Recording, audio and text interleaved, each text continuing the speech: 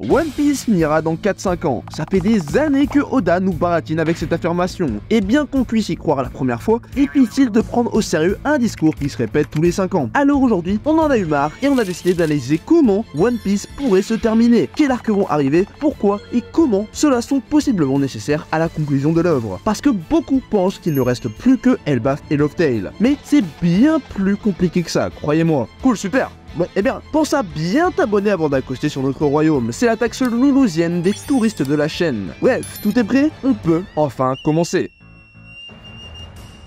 Elbaf, terre des géants et lieu rêvé de Usopp, l'arc de l'île de Elbaf va être potentiellement le dernier arc entre guillemets long de One Piece, et ceci pour une raison très simple. Tout comme Wano, le lieu nous est teasé par de nombreux personnages, à commencer par les géants qu'on a rencontrés tout au long du périple des Mugiwara, Little Garden et Nyosobi, et puis de par des affrontements sur ses côtes, des flashbacks sanglants de Semla aussi par la même occasion. Et avec tout ça, Elbaf tient tout simplement une aura différente de toutes les autres îles, et cela encore plus quand les seules perceptions qu'on a de ce lieu sont un village et une côte avec un bar. Le reste n'est que trop flou pour l'instant, et ne reste qu'à être découvert avec ce début d'arc qui commence. Mais de plus, Elbaf est le dernier lieu qui, a priori, est un lieu à découvrir, comme les différentes îles qu'ont accosté les Mugiwara. Raftem n'aura pas le droit à ceci. Plaçons quelques exemples, vous allez comprendre. Prenons Dressrosa, Wano et Alabasta. Dans chacun de ces exemples, on peut statuer une vingtaine de chapitres à minima pour statuer quelle est la situation des citoyens du royaume et découvrir la faune et la flore qu'elles possèdent. Et c'est un schéma qu'on peut aisément voir se reproduire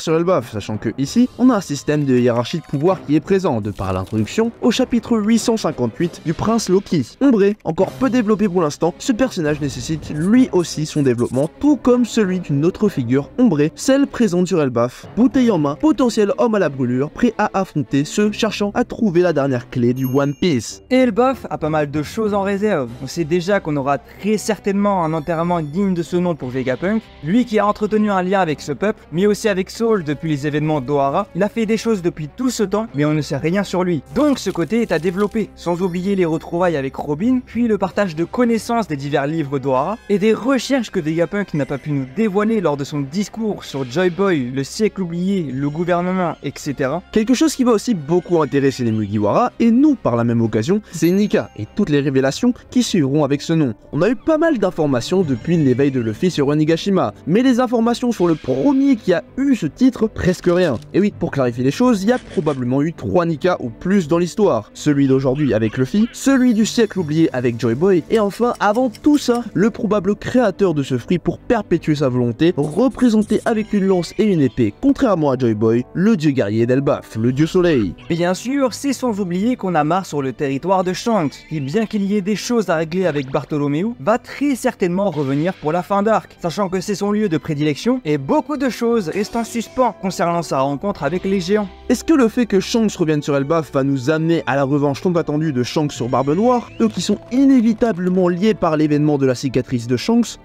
Moi j'aimerais bien. En parlant de rencontre, Shanks et Luffy sur la même île, ça pourrait signifier cette rencontre qui ne fait que s'éviter par Shanks car pas le bon moment. Pas sur Marineford, pas sur Wano, là ça serait presque parfait. Juste avant la guerre entre toutes les instances du monde, le seul moment de pause où c'est possible. Et par la même occasion, d'entraîner Luffy à passer un cap en termes de maîtrise de Haki les Rois. Parce qu'on a vu à Egghead qu'il avait encore du chemin à faire. Usopp et Yasopp de l'autre côté pourront enfin se revoir. Usopp apprendra enfin de son modèle, une personne qu'il considère comme un guerrier, et Yasopp pourrait s'excuser pour le sort de sa femme, et demander pardon à son fils. Donc ouais, pas mal de choses entourant Shanks, mais ce n'est pas tout. Aura-t-on aussi le droit au retour de Kid Elo, qui pour un a fini éclaté et détruit par Shanks aux abords d'Elbaf de manière monstrueusement violente, et pour l'autre qui est sorti juste d'à côté de l'île, c'est-à-dire de Winter Island. Alors il n'y a pas 10 000 endroits où Beppo pourrait nager qui sont proches, il y a Egghead et Elbaf qui étaient les deux autres solutions de proximité à Wano, comme nous le disait Law à la fin de l'arc. Un autre point que nous laisse en suspens Oda, c'est le dernier Supernova, celui qui reste le plus mystérieux de par son tout petit nombre d'apparitions. Qu'en est-il du rouge, qui n'aura aucun moment aussi propice que celui-ci pour enfin avoir son moment de lumière comme toutes les supernovas l'ont eu? Comme vous le voyez bien, énormément d'intrigues tournent autour de cet arc, et il est plutôt optimiste d'estimer que Elbaf sera le dernier arc le plus long de l'œuvre, le seul nécessitant une vraie introduction à celui-ci, et le seul ayant besoin de développer un personnage de l'équipage, Usopp. Trêve de vikings et de géants, voyons les autres contrées et dans ce cas, on pense qu'il y a deux endroits particuliers qui peuvent faire l'objet d'un détour ou bien d'un arc qui peut devenir, au bon vouloir de l'auteur, un arc plutôt intéressant en rebondissement. Le premier se nomme Villa. Je sais, vous n'avez probablement jamais entendu parler de ce nom. Mais il fait en fait partie de ces lieux qui ont été cités très tôt dans l'œuvre, et qui, contrairement aux autres, n'ont toujours pas été visités. Mentionnés au chapitre 96 par Nami, lisant les journaux, et encore par Nami au chapitre 228, en nous contant un passage de l'histoire de Norland, ces mentions plutôt nombreuses pour un lieu si peu important ne font pas justification d'une coïncidence pour nous. Sachant qu'en plus de ça, ce lieu a été renversé à l'aide des révolutionnaires, et a été sujet de nombreux coups d'état durant son histoire. Plutôt mouvementé pour une île insignifiante, non? Et encore plus quand celle-ci est mentionnée par les éditeurs dans le Road to Lovetale, parmi lesquels pourrait potentiellement se trouver le dernier poneglyphe. Alors, aura-t-on un détour sur cette île? Pas sûr, mais en vrai, pourquoi pas le lieu où Dragon rencontrera vraiment son fils? D'ailleurs, dans ce fameux Road to Lovetale, durant la pause de 1 mois de Oda à la fin de Wano, une autre île est mentionnée comme potentielle détentrice d'un Road Poneglyph. C'est la Ruche.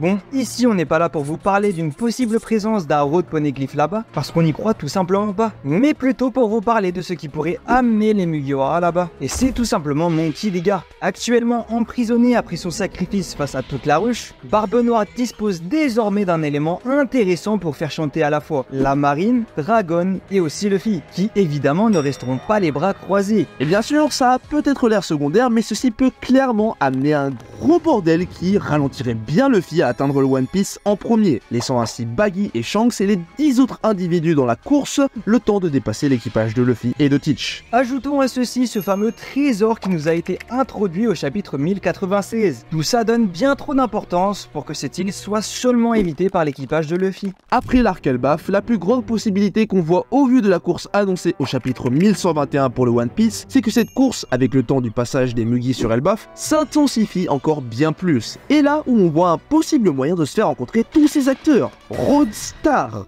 Parce qu'a priori, cette île ne servait qu'à nous montrer que le logpost se terminait bien sur une certaine île. Et bien que celle-ci paraisse inutile aujourd'hui, maintenant que tous les empereurs sont au courant de l'existence des Road Poneglyph, contrairement à Roger à l'époque, qui n'avait personne pour le guider vers la localisation du One Piece, pourquoi l'auteur a fait l'effort de ne pas nous présenter le lieu, contrairement à tous les autres endroits importants que Roger a visités durant ses aventures avec Oden? Tout simplement car il souhaite encore l'utiliser. Il souhaite qu'on le découvre en même temps que l'équipage au chapeau de paille. Sachant que les Mugiwara ont l'habitude constante de suivre leur log pause, ils vont inévitablement finir par accoster sur cette île. Et on pense honnêtement que c'est à ce moment que le fameux Battle Royale va se produire. Entre ceux cherchant à avoir les dernières copies du poneglyphe, ceux voulant empêcher l'atteinte du trésor genre marine et gouvernement, et puis ceux voulant récupérer ceux étant capables de lire ces écritures anciennes et mystérieuses. Car sans elles, on a beau avoir tous les poneglyphes du monde, les infos resteront obsolètes. Sans oublier le moment tant attendu, le clash des sabres des légendes, la revanche Mihawk contre Zoro. Je pense clairement que ce sera The Arc en termes de bataille, une confrontation que Oda nous crée petit à petit au fil de sa saga finale.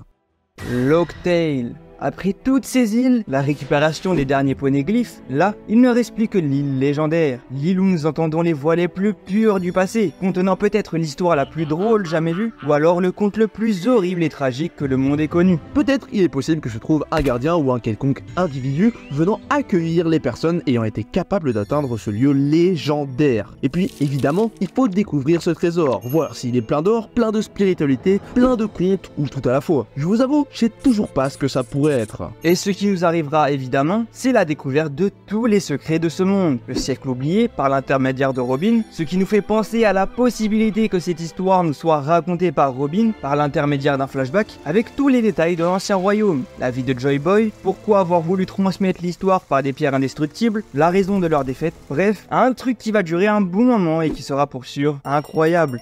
En apprenant toutes ces vérités, les Mugiwara, pas comme leurs prédécesseurs à la découverte de l'île, iront changer ce qu'on nomme le gouvernement mondial et ce système d'humains supérieurs instauré depuis bien trop longtemps. Direction donc la Terre Sainte. Marie-Joise.